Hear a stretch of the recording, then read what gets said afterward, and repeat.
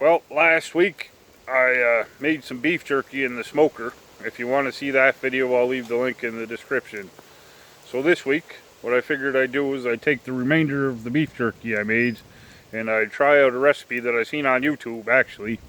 It was on the Townsends YouTube channel. If you haven't seen his channel, you should check it out because it's very interesting.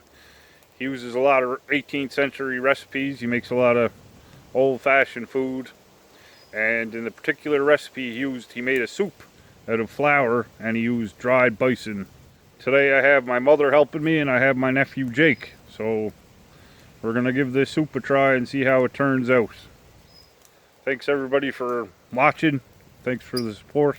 First of all, I have to mention that we don't have dried bison like we did in the Townsends video. But what we do have is we have the dried beef we made last week in our video. We're going to have to use that as a substitute today. Also, we're not going to make this soup exactly the same way he made it. We're going to jazz it up a bit and add a few other ingredients. Some of the 18th century recipes, this soup in particular, seem like they'd be a little on the bland side, and we want it to be a little bit more tasty than that. The soup they made on the Townsends channel was as basic as it gets. It only had 3 ingredients, the first being dried bison, while today we're using dried beef, as I mentioned before.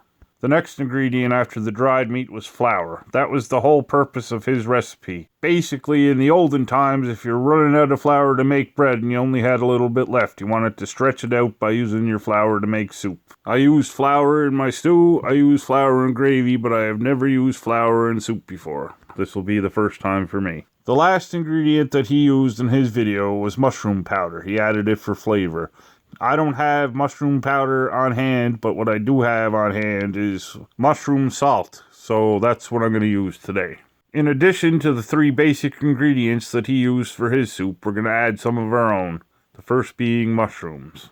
We're also going to add a little bit of onion and garlic to it, because if you don't add onion and garlic to a pot of soup, can you even call it soup? The next ingredient we're going to add is some carrots, and then the final ingredient is going to be celery. It's hard to have a pot of soup without putting celery in it. You're going to want to bring your water to a boil, and then you'll want to add your dried meat first, because it's going to take a long time for your meat to boil and soften up. We actually had to boil the meat for about an hour before it was soft enough. Once we were happy with how soft the meat was, we added the celery and the carrots and the onions and the garlic and gave it a good stir. And then we left it simmer for probably about 15 minutes before we added the flour.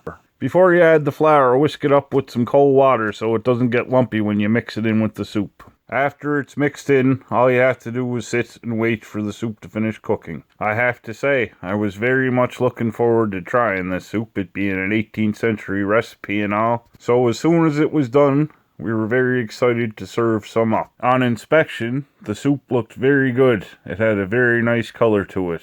I wish I had something positive to say about the taste, but I don't. The only word I could use to describe this soup is terrible. The soup is so bland that I can picture it being served in a hospital. My mother didn't approve either, so it wasn't just me. The soup was in fact so terrible that when I gave some to the dog tasted it and then walked away from it.